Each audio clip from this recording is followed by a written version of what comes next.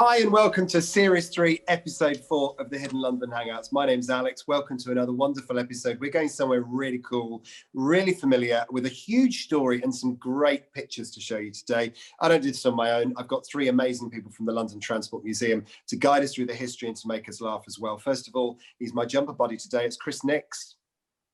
Hi Alex, a bit cold, isn't it? I thought it was time to break out the knitwear. Unfortunately, I've failed on the correct mug of tiling for this week, but yeah, see if you've done any better.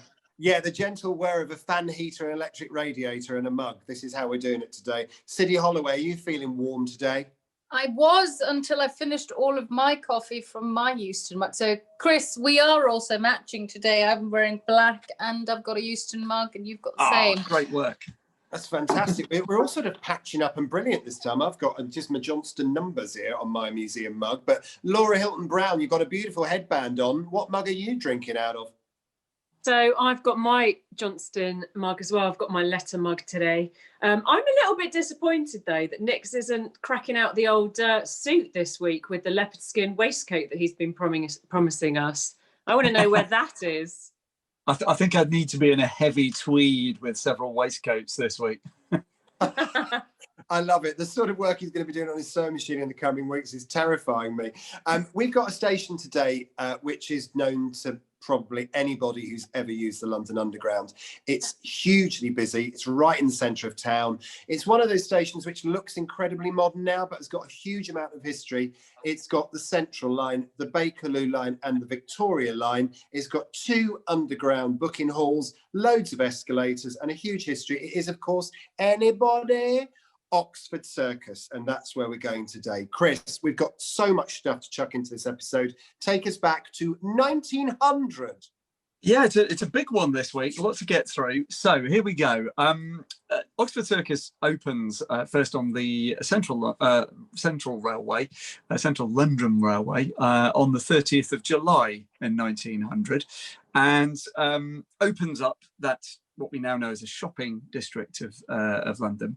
And then it's joined 6 years later on March 15th by the Bakerloo line coming along. After a little while in 1914, these are joined together on the 9th of May with arrangements for ticket hall below ground. And they also install escalators for the first time. More of that later. 1925, another upgrade. They give a subsurface booking hall to the site. And then rapidly moving forward, we jump into the 1960s, between 1963 and 1969.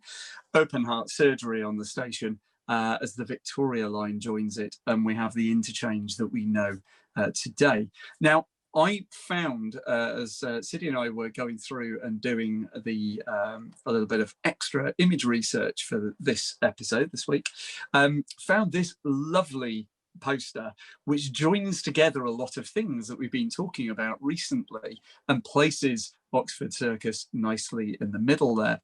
So you can see it sat on an interchange between the Central and the Bakerloo line.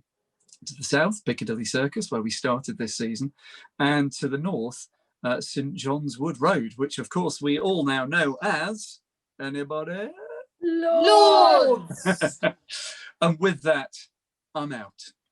Oh, actually, no, I'm not. For a bonus point, just look at the top of it where it says Bakerloo. Do you remember on signs, we talked about the origin of the large letter at the beginning and the end coming about when the underground lines were being grouped together in about 1908. Well, there's an early example of it. Was that the green sign? No, the Bakerloo line one, if you remember, was that was green with the interlaced O's. Yes. That one was very early. That was when it first opened in 1906. But this is a later grouping after 1908 when they started to use that. It looks like the underground at Covent Garden, doesn't it? Where it says underground in tiles. It's beautiful, and I like the fact it's got a black background as well. It's very striking as a poster, isn't it? So Oxford Circus, we're sort of in the 1900 era here, 1900 to 1910. Must have some photographs, mustn't we, Mr. Nix? And then Sids can regale us with stories of architecture and beautiful stuff. Hold fire, Law, by the way. We've got tiles to come. I'm excited about the tiles, guys. Get Yeah, very, very so itchy. Oxford Circus is one of those weird stations that obviously all of us and probably everyone that has been to London that watches this program have been to. I mean, you know, I think it's probably one of the first underground stations I ever went to because it's so, I think it's today or last year, it's the second busiest underground station in London. So it is, you know, enormously busy. So I remember when we were doing the book, the Hidden London book, and we decided to go to Oxford Circus, we figured there'd be some disused stuff there. We absolutely did not realise how much disused stuff was there and how much was behind the scenes from when the Victoria line was being built. So we're going to try to depict all of that for you. One of the reasons why kind of I wanted to include Oxford Circus in the book is because it's one of the early stations that got an escalator, which we'll talk a little bit later about.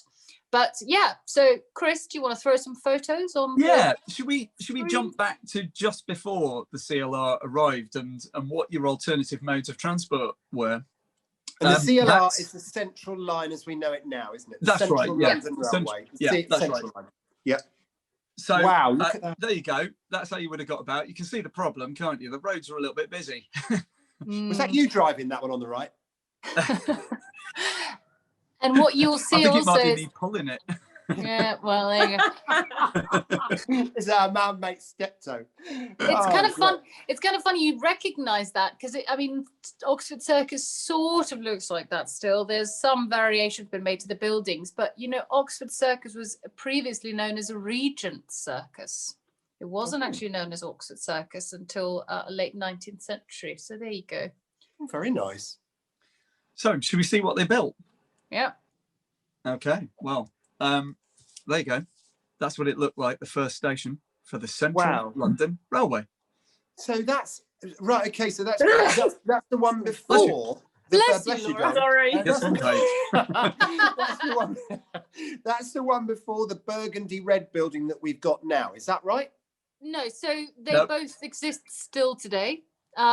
This one is still there. You actually exit out of it. If you've ever gone to Oxford Circus and you exit out of the place that goes, you know, and you come out and you're right opposite Top Shop, that's where you're coming out. On just kind of by Argyle Street. But this building, so as you can see, the Central London Railway had a very different architectural style than, of course, the Leslie Green buildings that came a little bit later, or even some of the old City and South London Railway ones, which were done by different people. What was his name again? Philip Figgis. Yes. Or something like that. This building was designed by a man called Harry B. Measures, which is kind of funny. Hope Is that an adult well. name? That sounds like a weekend name, doesn't it? Harry B. Measures. Harry B. Measures. Harry B. Measuring this station. I bet he does. But so you can see this is this is a postcard or a photograph of the station. Later on, they built on top of that. That's why it doesn't look familiar to you. Yeah. But the other station, which opened 6 years later, on the 10th of March, 1906, was the Bakerloo line side. That makes sense now. But we're looking at that corner is Oxford Street going left to right and Argyle Street going down. Is that exactly. right? That's brilliant. Exactly right. That I know where we are now. That's great. It was a radical thing. You know, this is still quite early on in the tube's history. It's 1900. And if you look at this poster, you can see this is the Central London Railway trying to educate people on how to use this new railway. So if you look at the top, you've got the taking the ticket at Bank Station. Just above that, you can see the word tube railway is already in parlance and being used. And it's stepping you through the processes of how you make your journey on the tube, using the booking office, boarding the train, using the lift, because of course lifts were still quite early then. It's kind of a funny design, isn't it? Because it's just take the 2-penny tube and avoid all anxiety. It's like, it kind of doesn't. TA. you'd get anxious looking at that poster. There's too much going on. You'd be standing studying that for about 3 minutes, wouldn't you? Yeah. Trying to take all that in. So you got pick up the tickets, take away the tickets. What's that bit in the middle there? I can't quite make that out. Get on the lift. Get in the lift. It says, no worry about accidents. It sounds like Not they're in that protesting a skirt. little bit too much, really, doesn't it? You'd hide it with that skirt if you did, to be honest. And then, I mean, the one at the bottom right is leaving the station at Shepherd's Bush. It actually looks like the checking out time at the Dog and Duck to me, the design of the station. Actually, but they're Chris, all dressed well. it kind of looks like that time we went out for a drink during the summer when there was a slight COVID hiatus and there was a queue around the block of sort of 18-year-olds trying to get into the Weatherspoons. Yes. Siddy, were you wearing a dress like that for your drink? I wish. Not in Weatherspoons. I wish. I think Only to avoid accidents, Law. Only to exactly. Reduce The act of anxiety. Weatherspoons is notoriously a fancy joint. But Love it. we digress. Let's move on. So I've got one last little curious fact for you. There was a gentleman called Samuel Clemens at the opening of the Central London Railway. Does anybody know who that's more commonly known as? Anybody? Samuel Clemens. Samuel Clemens. I suspect some of our viewers on the other side of the pond might be shouting at the screen right now. No, I don't know. Mark Twain. Mark Twain was at the opening of the Central London Railway. That's cool. Random Awesome. fact for the day done. And I've marvellous. It's got downhill another from fact here, for you kids. later. Brilliant stuff. Great. What's next? So hold on to it. Good. All right. So we talked about the other side of Argyle Street, literally across a narrow side street from the building that we just talked about, is this one. And that is a much more familiar architectural style. Who wants to take that one? Sure, I'll go for it. So we lots to depict here. Remember when we did Euston, and of course we've done Euston the tour and stuff. It's reminiscent of Melton Street, isn't it? It's got very similar kind of, I guess, kind of dimensions to it. But yeah, basically this station opened opposite the other station 6 years later, or even less than 6 years, on the 10th of March 1906, on the newly built Bakerloo line, or the Bakerloo or Baker Street and Waterloo Railway. As you can see, at the top, isn't it? Yeah. Yeah, exactly. It's fired into the kind of fabric of the station right at the top there, which is quite unusual, and they did not do with the Piccadilly or the Charing Cross Hampstead line, because I guess they were starting to try and you know what, Sidney? economise. I've just noticed you're right to point that out because it's rare to see it. But I love the fact they've already lowered the flag and given up with the poster right in the middle. It's already the Bakerloo tube. Yeah. Too much of a mouthful, isn't it? Well, of course, you got to remember, so often, we may have talked about this when we talked about Trafalgar Square, which of course was another station on the Bakerloo or Baker Street and Waterloo Railway, in that the Bakerloo line had been planned a lot earlier than some of the others and had received, they'd received their kind of parliamentary approval earlier, but then they ran out of money, and that's why Yerkes was able to kind of buy it and build it. So the Bakerloo line, therefore, was the first out of the Yerkes underground lines that opened back in March of 1906. So a lot of those buildings were kind of almost a little bit grander and kind of had an older feel to them than the Piccadilly or the Northern did.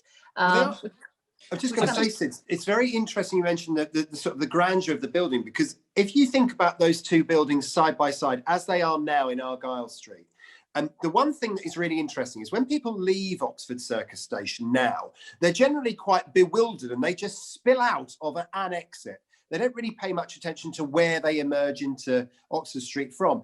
But those station buildings are still there. They're just looking different. So where you can see the one we're looking at now is an exit from the underground booking hall, and the other station exit for the central line, as it was, is also an exit. It's like exit 29 and exit 21. You know, there's so many of these, but they are still there.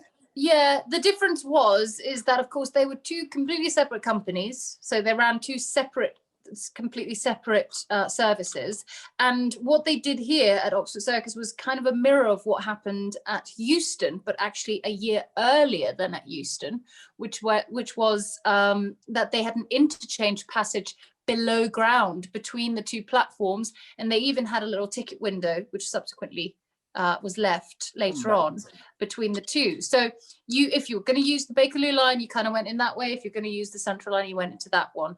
But of course, the station got increasingly very, very busy, being on Oxford Street, which was, as it is today, kind of a shopping district. So it rapidly started seeing some changes. Now, I think, Chris, you've got something. Yeah, just before I jump on though and see what happened next, just thought it was nice to pull in some of the details. So you can see the crest on the cast into the tiling on the corner has got Bakerloo. Look at the two O's on it, interlaced like we saw on signs last week. We've got the nice finger pointy hand on the Bakerloo tube. And Laura, you know how we had great fun looking at who was in the window in the Lords episode, the court hairdresser in that half moon window on the top left. I think they're mannequins. Look, yes. You love a mannequin. Just for you. Thank you. Appreciated. The other thing which I thought was quite, I really hoped that the Argyle restaurant didn't spend too much on that advert, because what City was queuing up was the next image, where you can see it got built on. So that advert disappeared. Yeah. Isn't it amazing though that those buildings were created in such a way and designed with their metal structure, weren't they? So they were a bit like a kind of the foundation to a skyscraper. You could build on top, and that's exactly what happened. Well, I think the Central London one, or the Central Line one, they could only build about 4 stories on top. So it's actually not as high as the other one because of, well, just differences in building materials between the two. But yeah, look at that. That looks massive on top. And I mean, that's still there. I've often wondered like what the offices are above that station. Probably some media companies or something like that. But it always looked very interesting to me. I mean, that station's always so completely crazy busy. That handy for the tube though, isn't it, to be just down the stairs and you're into zone 1 tube stop? That'd be fantastic, wouldn't it? And the sign up on the Central Line station, the underground big U big D, as we were talking about earlier, stunning design, lovely stuff. Aren't the station buildings like grade 2 listed as well, like Aldwych? They are. Yeah, I believe you're right. Yeah, protecting the kind of. Sorry, carry on. No, go on. No, sorry, go on. No, I was just saying, protecting just those lovely architectural and kind of design features, which we wouldn't see now if they weren't listed and protected. So it's phenomenal that they are. It's great. I mean, it preserves that slight madness that you've got 2 tube stations literally across the road from each other. We continue to be able to marvel. So really, this photo is taken a few kind of years into the story. So if we jump back just to kind of what happened. So we go back to about 1914 here. It says moving stairway at Oxford Circus, Bakerloo now open. So what that means is that, you remember, Alex, where was the first escalator on the Underground? What station? Anybody else caught? Correct. Do you remember what year? I can't remember what year, but a one-legged man tested it, didn't he, to prove it was safe? Yes, exactly. Yeah. Uncle Harris. Yeah. It was in 1911. Right, marvellous. So this is only a couple of years later that Oxford Circus got an escalator. One of the first places on the Underground to get a escalator was Oxford Circus because it was so busy. Only the Bakerloo line side got an escalator. So the Central Line still retained its lifts, and it had 4 different lifts. So they were still separated by an interchange corridor underground. But when the moving stairway or the escalator at Oxford Circus opened in 1914, it was the largest or the longest escalator in the world. Wow. Great fact. Yeah, that is a good fact. Yes, that was a good return fact. Can I also, I don't know about you, I think that poster looks pretty modern. You know, if somebody had asked me to guess spontaneously how design of it, I would have guessed a lot later. It would have been like 73. Yeah, I would have said 60s or something like that. And it's got that great vibrancy, and we know why, don't we? What's the paint that we use on these? Oh yeah, Anybody? God, it's a real anybody's episode It's today. anybody heavy today. Is it? Does it begin with a gouache? G? Yes, It does. Gouache, Yeah. isn't it? Yeah. Excellent. Yeah, I Gouache. always think guacamole and then change it. You want to smear your guacamole on that poster? guac. That's fine, darling. Yeah. So then the next step in the station's evolving history was that finally they decided that just having an escalator on the Bakerloo line side wasn't really enough, and they needed to merge the two stations because, of course, by the 1920s, the Central London Railway and the Bakerloo line had merged under one company called the Underground Electric Railways of London. You all know this stuff by now, guys. And so what they did is that they extended the basements of both of the stations underneath Argyle Street, and through that built a new ticket hall, which had escalators going down into it. So that happened in 1925, and that's what we're looking at here. And that ticket hall does still exist, doesn't it? Although it's been modified, and it's the exit booking hall, if you like, the one where you come out of and then you go up into street level. So this is good. We now know where we are. This is excellent. We have this rather nice poster which Laura was saying was a fave earlier. You want to take that one, Laura? Well, I love this poster. I mean, the diagram itself, I love these kind of cross-section diagrams. But obviously from my background in kind of projects or program management, the fact that it's a new station will be completed about end of June. It's just genius. Yeah, it'll do. I'd love for like all of my projects, I'll be like, oh, they'll be ready kind of around the end of August, maybe. Like just throw in the end of a month. Do you know what I also love? It doesn't say which year. No, exactly. Just throw any month in of any year. The line that's not really on the poster is where it says try it and save time whenever it's opened. There's just nothing really on there to show a date. And I like the fact that just in case you wonder what a tube station is, there's a massive arrow looking down on it as well. Or flights. Yeah, loads of flights. It's great. I think this post was 1925, wasn't it? And it's about the provision of the new subsurface booking hall and escalators. I don't know how many escalators are there now, guys. Something like 14 or 15. Something like that. It's a phenomenal number. It's epic, isn't it? Yeah. Until the Jubilee line extension came along, there was nothing really to rival that kind of number of escalators. What's interesting about even just seeing that photo, we're saying that the two buildings had stuff built on top of them. That very much illustrates how much better the Leslie Green building was prepared to take more on top of itself, I guess. Yeah.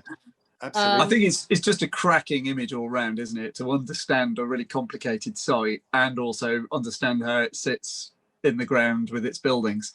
So it's a good one. Give us another one. I suspect it might be another one that Laura might like. I've got a feeling. There you go, babe. Do you know what? I do love this poster, and it's actually quite timely, isn't it? Because we've just had a little bit of snow here. How exciting that something different happened during lockdown. So I do love this poster. It's got elements of the poster that we chatted about in the poster episode, The Brightest London, with the kind of pops of colour that these the people are wearing. I do have a question about the giant cherub. Yeah. Yes, looking down from the top of the building. That was modelled on Cindy and I were looking at this last night and said exactly the same thing. It's like, oh, is that creepy? I think it is creepy. That's Godzilla, the cherub. It could be some sort of like weird Michael Bay movie. It's like not kind of pretty, Ghostbusters, isn't it? It's probably going to be some kind of guardian cherub, looking friendly down and protecting people. Well, I thought suddenly, could it be Auntie Ross from Piccadilly Circus having flown up from Regent Street? I don't know. Whatever it is, if you looked up and saw that for real, you'd have a moment, wouldn't you? You'd be terrified, wouldn't you? But it's a nice poster. I think it's probably one of my favourite shopping posters that I've ever seen, really. It's just lovely. Very, very pretty. Real vibe to it. I agree. Lovely. Thank you, Mr. Nix. Bless you for that. So what do you reckon's going on here, Alex? Well, I presume they're just painting the floor, are they? Or what is that? Is that something thicker than paint? What is it? Any other offers? Like tar or... Well, Laura, you take the prize. Oh! So they've laid a bed of tar and they're scattering asphalt on top of it to create a anti-slip surface. Did they do bet that a that lot? smells nice. I like the smell of tar. But did they do that a lot? I don't think I've ever seen pictures of that before. Yeah. It's basically bitumen that they're putting on there, isn't it? And they're I mean, this is from this image is from 1931, so I just like that the two guys sort of looked like extras from some sort of period drama. So they're better dressed than we are here, though. Well, they have lovely white shirts on as well. I wonder how long they'll stay so pristine. And this is what's really interesting to me as well. Is, I mean, I love the fact that two boys are with a wheelbarrow and rakes, but that is the Bakerloo line platform at Oxford Circus. So we can see the tile work and the rings, which is typical of Leslie Green tube station. So we know that's the case. All the tunnel mouth as well, the really pretty the sunburst. Sunburst round the detail. And just out of interest, guys, what colour would those tiles have been on those rings? Well, you'll see some of that later. There's a trail ahead if ever I heard one. Gonna tease you. Though. So that's the Central Line platforms, Law, because I know you love your tiles. Central Line platforms were just white and boring, but the Bakerloo Line platforms, as you can see, were a little more teasy, and we've got some pictures of that later. So we should leave the gentleman repairing that platform. Gorgeous stuff. So far in this story, we've got the Central Line opening first, then the Bakerloo Line came along, and there was two separate stations, and then they did some work underneath to make them join up with a temporary booking hall. Then they put escalators in. Then they joined it all together and made an amalgamated booking hall that we still use today to get out of the station. And then you fast forward, don't you, several decades to the 1960s, when a new and vibrant and sexy new tube line was being put in. It starts with V. It was indeed the Victoria Line, and it was there to cut journey times with look at that. With a pair of skizzers. It was marvellous. What do you reckon of that poster then, Law? I like it. I like the blues, like the blue of the Victoria Line, and that it's very simple, isn't it? It's basically saying, travel with us, cut your travel time. Here are the stations. Boom, done. In a poster. I know, and I love that scissor thing. I'm sure we saw that poster in the museum depot in a drawer somewhere, didn't we? I'm sure it rings bells, or one certainly similar. I love the design of those posters for the Victoria Line. There was a real sort of modernity to them, wasn't there? Yeah, I mean, we guess, saying earlier about that escalator poster, the orange one, sort of saying it felt like it was, almost 60s design. There you go. That's the same kind of, bold colour. It's rather nice. Do like it a lot. Very striking. And what's interesting as well about this particular time was that when the Victoria Line was being built, there were TV programmes being made about these big civil engineering projects. And so there's a lot more footage of the incredible work that needed to be done to that station to make the Victoria Line fit in, wasn't there, Sid? Mm-hmm. Yeah, it's basically kind of a more modern version of what happened with Piccadilly Circus, where they had to basically dig all around there and kind of do that circular kind of ticket hall and everything, but in a much more complex way, because the Victoria Line also needed quite a bit of ventilation and needed upgrading. So, what they did for Piccadilly Circus in the 20s was basically done to Oxford Circus, but in a much, much bigger, almost kind of more extensive way, especially with kind of the engineering side of things. So and there's a big model, isn't there, Chris, of that? There is. I mean, putting an extra line in there is fantastically complicated because of this. So this is a sectional model of the new station being built. You can see the problem. There's a lot in the ground there, isn't there, already, that you have to work around. And there's no soil left in Oxford Street, is there? There's they've taken it all away and built pipes. So I'll just dig you in a little bit to have a look at it there. You can see they've even put model of trains in there and figures of people down on the platform. But this was really just to help people get their head around what that incredibly complex spaghetti of tubes in the ground was like. I think these in our collection, where we have them, these sectional models, are just fantastic for being able to get your head around. This is great as well, isn't it? Because this is like one station. And there's so many underground. Like if you put them all together and had a good old look at that, it would be crazy. London would look really different, wouldn't it, from below? Yes. Yeah. Well, imagine if you took all of this, basically, imagine if you took all of the space that Oxford Circus occupies underground and you pulled it all out of the ground and put it above. It would be like a giant shopping centre. It would. Like pulling potatoes out of the ground. If you pulled it out by the roots and saw the station, it would look like that. It's absolutely incredible. The good news is to build that station. If you like that sort of thing, then our depot at Acton has got this and a number of other sectional models like it. So when we're open again, well worth a visit to go and have a look at that. I think we might take a slightly deeper dig into that model in Patreon as well, because I imagine there'll be quite a lot of interest for that. But in order to construct that, they needed a different access site. They couldn't go in through the station whilst it was still being used. So there we go. This is the Cavendish Square access shafts that were dug. And the digging started in the 1963, wasn't it? Yeah. When they started changing that station to put the Vic in, Victoria Line. Yeah. And it took them 6 years to build it. And the Victoria Line opened in March, 7th of March, 1969. So to our lovely viewers, if you just look at those two holes there, that's obviously quite some way from the station, if that's Cavendish Square.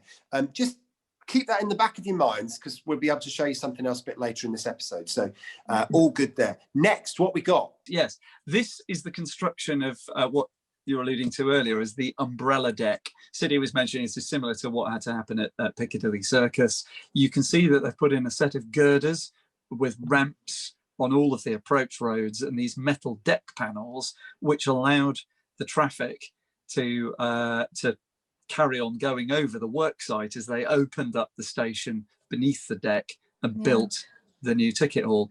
Over a bank holiday weekend, they constructed that. And just to show you where you are, this is the big junction at Oxford Circus. This is Oxford Street crossing Regent Street.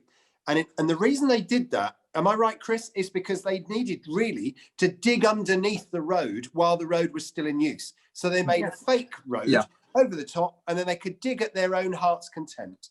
That's it. It's essentially a cross-shaped bridge right over the top of the hole they were about to dig. It's a really nice clip of this. It's a BBC clip on YouTube. And as Chris said then, that it was done in one bank holiday weekend. This clip's really good in the way that it counts it down for you and shows you how much they do kind of per hour and how many hours they've got left. So if anyone has a spare kind of 5 or 6 minutes, it's a really nice little clip to watch just to see how this actually plays out and was built. It's a good shout, though. It's a very good film. It's beautiful. There's several about the Victoria Line, several that actually show some really lovely footage of Oxford Circus Station while the Victoria Line was being built as well. It really is a treasure trove on the internet of TV. But again, this was high time for telly when they were actually filming these sort of projects to give people optimism and hope that that the world was getting better, faster and more exciting. And this is just wonderful to see that this is the middle of Oxford Circus, which had a temporary road built on it while they dug below. I love it. Absolutely love it. Well, speaking of digging below, the next shot is at the base of one of those shafts at Cavendish Street, really just to emphasise that this work, was still being done a lot by hand. So there's a lot of pick and shovel digging and real hard manual labour to achieve it. It's beautiful. It's absolutely beautiful. And as you say, that just the manual labour is madness, isn't it, really? Absolute madness. But it was the way it was all done. And that in itself is in a nutshell how the Victoria Line, or at least part of how the Victoria Line came about. But then, of course, the station itself had to change. As all these different lines were then open and running, the platforms were renovated and things looked different. And we've got pictures of that as well, haven't we, Chris? Yeah, well, this one's a real treat.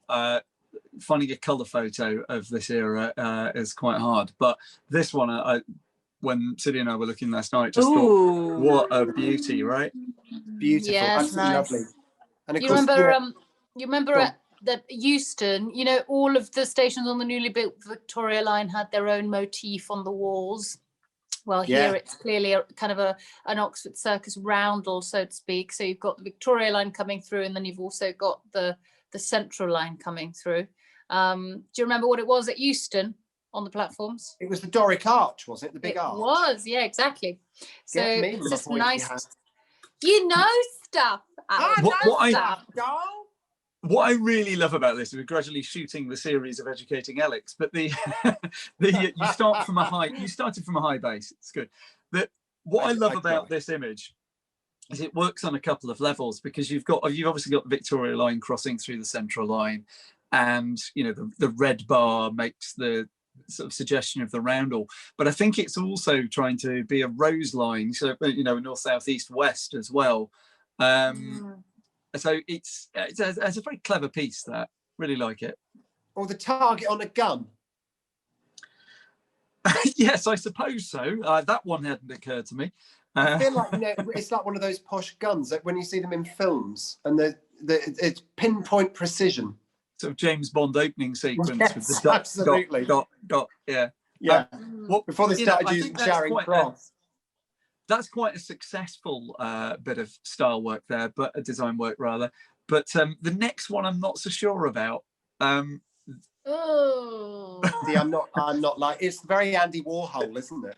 Not great, is it? Is it wrong that I actually quite like that? No, Yes. art is in the eye of the beholder. So, Terribly wrong. It's terribly wrong. Sorry. I don't know. It's just like yellow. I just don't get it. It's not It's my- like somebody it's not my spilt thing. custard on it in the design office. It But feels you like know, someone's we were looking at signs last week, Alex, and you made the reference to the silk screen printing that Yeah. we used to do at school. We could silk screen print. Oh, I can't put my teeth in. Silk screen print that, and that would be awesome. I'd like that. We'll get you that for your birthday on a T-shirt. Do it. Do it. Look, Ooh, it's soon as well, so there we go. Yeah. I think you do a better job of silk screen printing. One of the reasons I don't like that particularly much, if you look around the edges of the yellow, it doesn't even complete to the next colour. You've got loads of bits of white showing through. Yeah, bad. Oh, I No, can't I see don't that like on my it. Don't teeny like it. screen. Don't Sorry. like Oh yeah. Next. Don't like that. So, of course, the challenge of having such a fast line with the Victoria line was didn't take long for you to get to the end of it. So that we thought this That was was me. Do you know, that I was was me gonna so say- many times. Let's be This is honest. like me Alex, anytime I get on public transport. I mean, Alex, In fact, obviously I not. probably was. Yeah, I was known as London's Pride when I was about 19 or 20, and I'm sure I fell asleep drunkenly and dribbled on the shoulders of a man with a bowler hat. Alex, you were just pretending to be asleep. Alex. You know too much. Alex, be honest. How many Yeah. times have you fallen asleep and woken up at the very, very end of the line that you're on? Roughly. You're going to be shocked by this. Never. Because I think I've spent so much of my life drunk that my body knows exactly where it is at any time. My beer compass is See- off the scale fabulous. Mine is too. Alex. Mine is really good. Alex, I thought you were just going to say that you slip on a T-shirt with "Please wake me up" at, and I won't say where you live, but It's actually got a roller blind in it, and it just changes destination depending on where I want to go. Ooh, what a good merch idea, you guys. This boy terminates at High Barnet. Oh, there we go. Look at Oxford Circus. This is Oxford Circus Baker Lucas. We can see the brown sort of cable covers up there. And yeah, that's right. So, and very jagged and, you know, very Piccadilly Circusy, really, isn't it? Yeah, it's can got we guess what era this upgrade was? 80s. It's got 1980 something. Yeah. 7. Yeah, Yeah, it's late 80s. not pretty. Really. I mean, I'm not a big fan of that tile style. I think it was so much prettier before, but I can understand why they wanted to tart it up a bit. But yeah, there are better eras, really. I guess the same was done on the Central line, was it, Chris? But yes, it was. Yeah, actually, the Central line was a bit prettier. We might I might have to dig that one out for Patreon as well, just to have a look at that. But the you notice underneath the roundel on the left there, a litter bin, a rare sight before they were all removed. Not anymore. 9. So there we go. Now, You might think to yourself, it's all very well looking at these archive photographs, but what about the really sexy stuff that we tend to dig out? Well, it's funny you should say that, because back in 2019, before I was as much a part of these guys' lives as I am now, they went on their own little trip to the secret bits of Oxford Circus. So you've seen, so far, you've seen the bits that you probably use and didn't even know you used them, and the bits that probably make a little bit more sense. Well, this is the stuff that you've not seen before and probably will never see, because it's just not really the sort of place where you could ever take the public. But of course, we like to go where you can't go and show you. Now, and there we have it. See, I wish the guy on the left was me, but it's not. It's our Patreon Sean, isn't it? It is. Laura, yeah, do you like to introduce Sean? That's me and our amazing Hidden London project coordinator, Sean, on our way, descending into the platforms and the tunnels to check out Oxford Circus. And if you can remember, guys, from when you went, what were the colour of those tiles? Because I mean, this is so neat. It must be an original corridor, mustn't it? Yeah. So what you're looking at there is the entry into the former spiral emergency staircase of the central line part of the station. So at the top of this slight kind of small staircase, there would have been a spiral staircase that went up to the top of the of the eastern side of Argyle Street, if that makes sense. That's incredible. And that is all done in white tile, because the Central London Railway was all just kind of all done in white. Plain and white. Yeah. It was a good way to make the best use out of the small electric lights that they had. So the CSLR, the City and South London Railway, does the same trick, uses a lot of white tiling to bounce the light around. Speaking of things being light, Laura, I have to say, how you got out of there looking that clean in that clothing. You and Sean definitely looking cool in that, but that was a bold choice for that. I wonder if I arrived at work that morning in my white trainers and my grey coat, not realising that we had a site visit booked in the diary. That's where I'm going with it. It's possible. I reckon the next time we go on a station visit as a four, can you imagine those hallowed days? I think we should dress Laura in a white tracksuit and see what colour she comes out. See how much dirt she gets. It's filthy. We'll do a time lapse during the day. Exactly. Exactly. Let's do it. I accept the challenge. I mean, that in it. Look at that picture. That is just amazing, and that's again from 1900. That corridor, isn't it? So that's basically looking up the corridor that we were just looking down, and Laura and Sean were walking down. So, but across sort of, if you walked past that small bricked up wall there, you'd get into the spiral staircase. But that's all been converted and changed into a very complex ventilation system for the Victoria Line and for Oxford Circus as a whole. So they've kind of cut into the old fabrics of the station with the lift shafts, with the spiral staircases, as they do with most of these sites, and they've accommodated a whole entire ventilation system in there. So there's quite a bit of stuff that survives because of that, as you'll see in a moment. And of course there is including an old friend. I know. Oh, look at that. Where the station posters go. It took us a whole series to work out what that went. And that's the location of a station poster, isn't it? Where they used to stencil the S on the wall. So anything to do with the station was glued up there. Now, the other interesting thing, we photographed it when we went in there, because we were, at the time we were doing this walk around, we hadn't solved that mystery.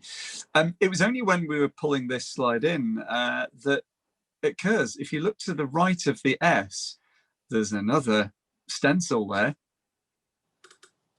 You see, if I just pop it in, there's the trace of another letter. Looks like the beginning of an N or an M or something. Yeah. So you think SN station? I just think it's SH for City Holloway. Yeah. No, let's say that. Yeah, definitely. You're right. It is. It could be a blood splash from whoever nailed up the emergency sign.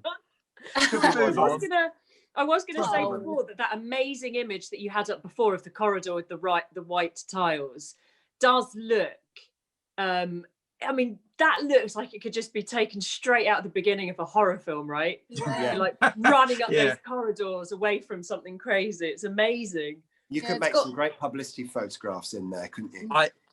I want to start that, Laura, with you in there, dimly lit, and you just going, I'm a go cray. And there's just put a mannequin in there. The film will just work from there. Good work. What's next? Oh, Have a lift shaft. We love a shaft, don't we? Yeah. Shaftarama. There were two, well, because of the configuration of the two original stations, the Central London Railway side had 2 lift shafts and the Bakerloo line side had 2 lift shafts. So there are 4 in total, but they're obviously on 2 separate sides of the street above. So I think that one is the Central London one. Yeah. So yeah. And beautiful. We love lift shafts. We do. Love lift shafts. Everyone loves the shaft, don't they? But do you Everyone know what's does. even better than a lift shaft? Is a spiral stair shaft. Oh, Right. look at that. There it is. There is the shot of the show. Look. So, right, okay, come on then, Laura. This is your bag. That blue, which is the vertical, because that is a lift shaft. Sorry, that's a staircase without the stairs, isn't it? That's Yeah, it. it is. Stairs have been taken out. Wow.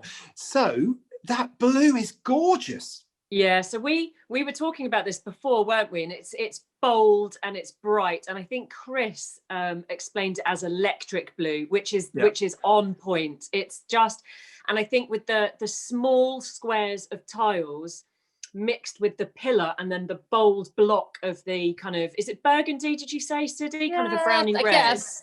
Kind of a deep browny Those burgundy. 3 kind of different tile patterns just go so well together. Absolutely beautiful and still really intact. It's beautiful colours. And so to do the detective work on that, by the way, we've got the staircase that would have come up from the central line, which would have been white tiles. So that is the staircase that came up from the Bakerloo line station. That's right. Isn't it? So so the Bakerloo line platforms, I guess, would have been that electric blue. When I said to you earlier on in the episode about what were the tiles on the platform, they would have probably been electric blue and brown, wouldn't they? Yes. Yeah, because that's the colour pattern that runs throughout. And we'll see in a moment an example of one of the corridors. But yeah. So, there you go. Oh, look at that. That's beautiful. So there is that electric blue again. Look at it. It's lovely. And that's in what, an entrance to a lift or something like that? Yeah, Yeah. that's right. Yeah. Glorious. So, as I said before, when the Bakerloo line opened in 1906, they had an interchange passage. And so it's kind of complicated to see that there, but that's what we're looking at, is the passageways connecting to both the platforms and the Central London side. I think that possibly is my favourite blue so far. Every time we do these episodes, I get a new favourite colour. I'm such pretty good. fickle. You know what? So That's a good shout, though, Alex. I mean, if you think about that image there's such little tile work compared to the rest of the image, but your eye is really drawn to that blue. Blue is phenomenal. Absolutely phenomenal. It's kind of interesting that this is the Bakerloo line at Oxford Circus, but that blue is spot on for the blue that would later become the Victoria line. Isn't it just? You're absolutely right. Very good. It's Yeah. almost like it's suggesting the two joining with the brown and the blue. Very good. The we mentioned one of us there. The Cavendish Street shaft earlier on. Well, we're basically right over underneath where they were at the end of the construction tunnel that was built to build the Victoria line. It's quite long. We're a long way down that tunnel at that point, a long, long way from the main body of the station towards the end of our visit there. So that is the tunnel that links up to the shafts that we had a look at a few minutes ago, wasn't it? Yeah, they've been subsequently, they're no longer, but the tunnels below them were left. Yeah. Beautiful. It's like in Charing Cross, the construction tunnel that was there was left after the Jubilee line. But amazing. Amazing. You can see everyone in that picture as well as has shed their layer, because it was really warm down there, wasn't it? It's really hot. Humid, wasn't it? I think we all emerged afterwards just very sweaty and dusty. Yeah, you can see you're right. lovely. Sidney's carrying a coat Yeah, there as and well. Sean's taken his coat off as well. All a bit hot. And am I right in So- saying that last Christmas didn't we get some sort of game machine? You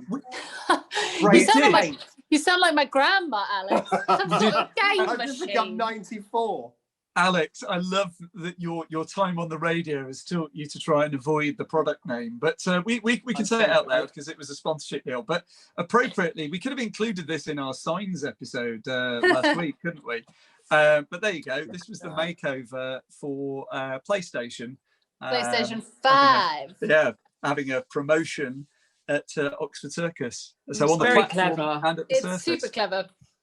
And of course that's your corporate colours now, isn't it? Your white tiles and your sort of slate black and your sandy coloured platforms. That is it, isn't it? And the panels at the top. It's very central line. Yeah. They try to do that a lot with the central line, don't they? It's very, very pretty.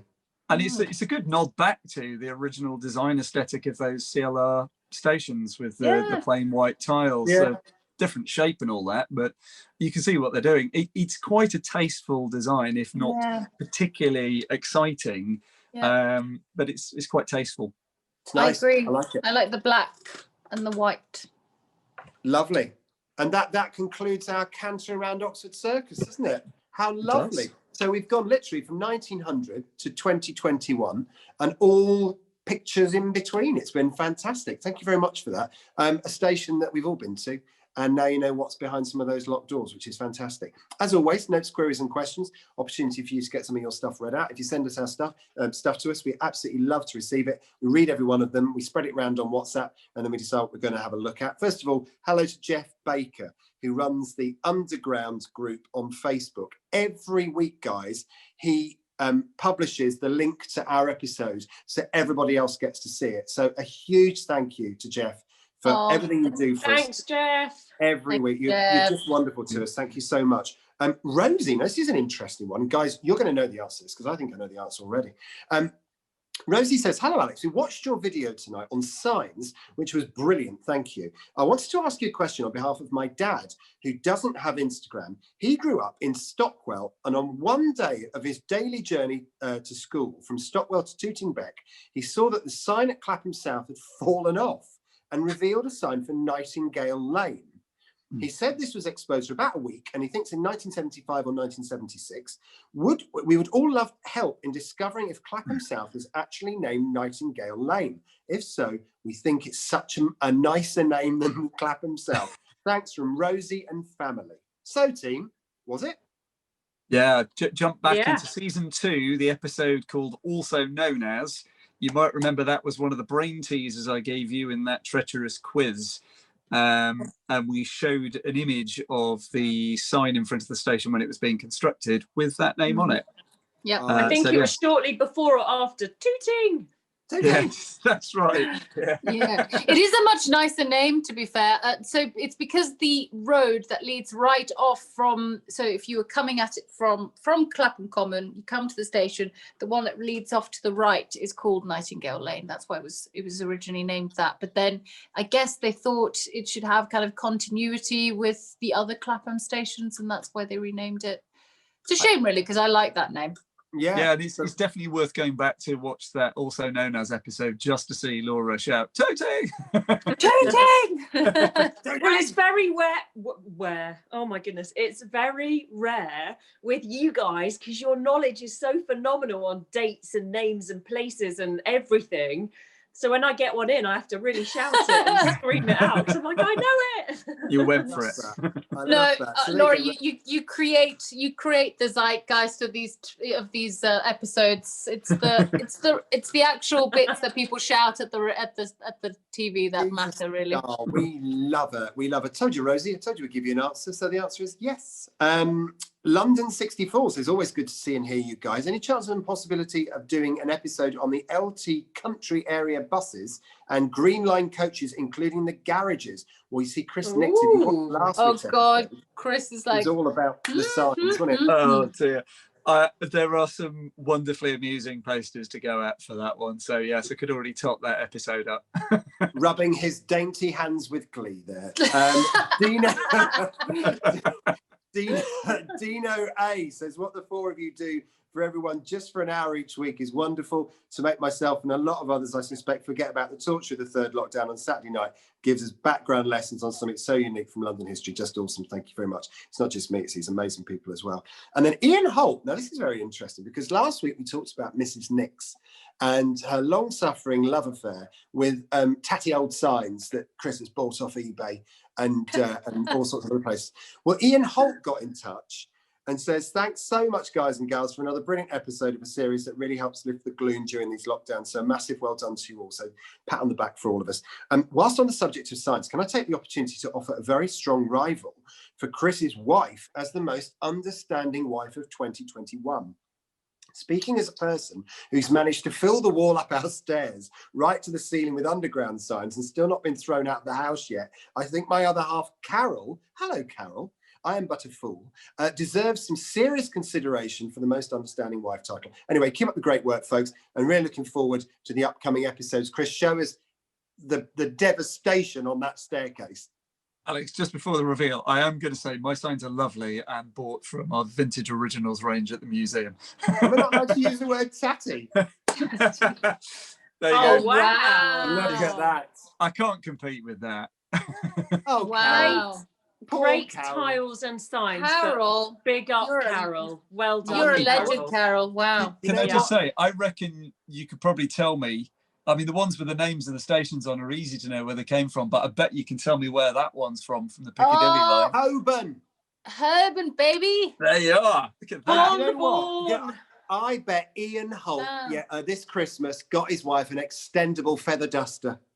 You Oh, can just God. imagine, can't you? They do. I mean, I was just going to say, if you look Right. at the tops, I think you're right. There's no dust there. No dust think there. he She should be keeps a doing very, them very nice himself. house, does our Carol. She keeps a very lovely house. So well done. Thank you very Wow. much for that. That's incredible. It is, isn't it? And we've got another one from Mark Smith. Hi, Alex. Hope you're keeping safe and well. Just watched last night's Hangout, and once again, it was amazing. Loved every minute of it. I was expecting the mention at the end that this is very, very nice of you to do so. Sorry, I wasn't expecting the mention. Not sure if you're aware of this. I'm guessing Chris will know. I love the fact we always defer to Chris.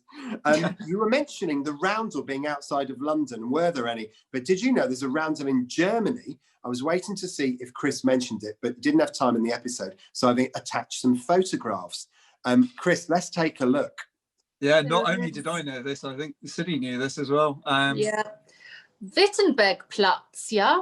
Wittenbergplatz. And if you can see the little sign that follows it underneath it, it says, Dieses Schild gleich den Stationsschildern in London und wurde der Berliner U-Bahn von der London Transport Executive 1952 als, I can't read that bit. Jubiläumsgeschenk.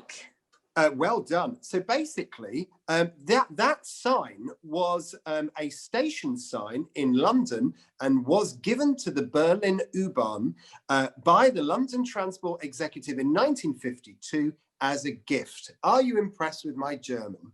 Yeah. Very. I'm very impressed. done. Sehr gut, I have- Herr. Sehr gut, Sondern- Alex. Sehr gut. Ja. I have to say, Einfachklasse. I do hope a joke hasn't been played, and that's actually a different form of words where you've said the equivalent of "I am a donut" or something in German. I can To be honest, attest Chris. it was very good German. I did German back in school, so I can read it all right and understand it. Ich kann nicht sprechen so gut. Ja, Deutsch ist einfach klasse. Und 1952, you see, I even know how to say 1952. I know, I thought that. I was like, ooh, how's he gonna go here? And I was like, damn, hello. And now the what's travel wrong? in German. Nicht so grüne, nicht so grüne. I love that. Okay, and now we've got something for our only fans need apply to this one, because it's a bit of a reminder about Patreon. We've been really quite taken aback by the number of you who've signed up to shove a few quid to the museum in these weird times. Chris, just give us a recap as to what people need to do if they want to get involved with that.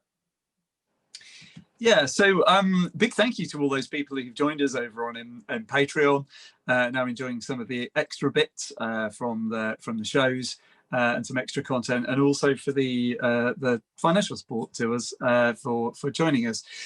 Reminder that if you want to go and have a look at that, you go to the museum website and you'll see under the Hidden London Hangouts tab on there the details about Patreon, how to join, the different levels and the different benefits of that are all on there for you to go and have a look at. But you will see us doing some extra bits just for Patreon on that site.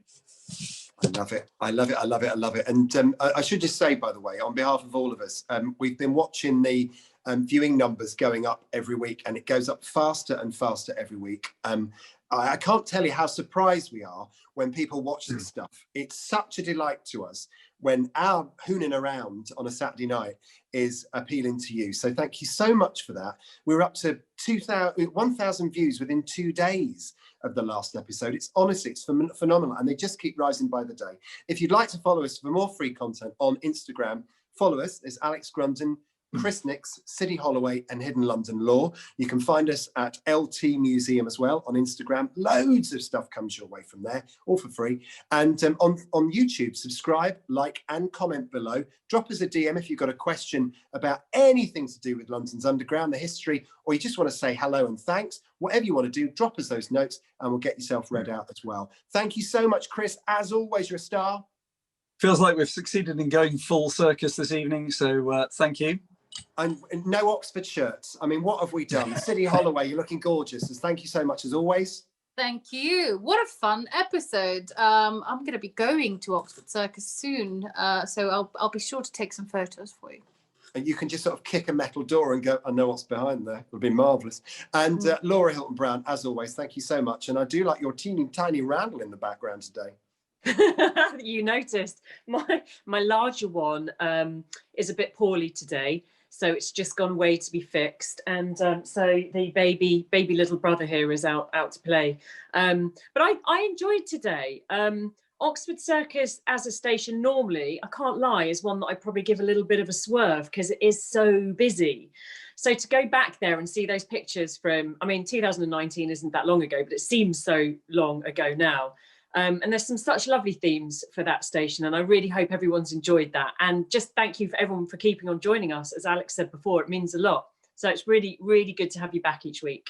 Thank you very much. And as Laura does prove, the roundels do come in 2 sizes. There is summer Big and little. lockdown. Oh, yeah. I actually have the baby one too. So it doesn't fit. The other one doesn't fit there. Oh, yeah, I love me that. too. Chris has got one as well. I have. If I tell you that that my little one, if you'll pardon the expression, my little one is in Portugal for when I get caught out and have to do a Hidden London hangout from the sunshine. It's a hard life, isn't it? Anyway, we're back next week with another wonderful episode to divert your gaze away from COVID. Have yourself a great day and stay safe.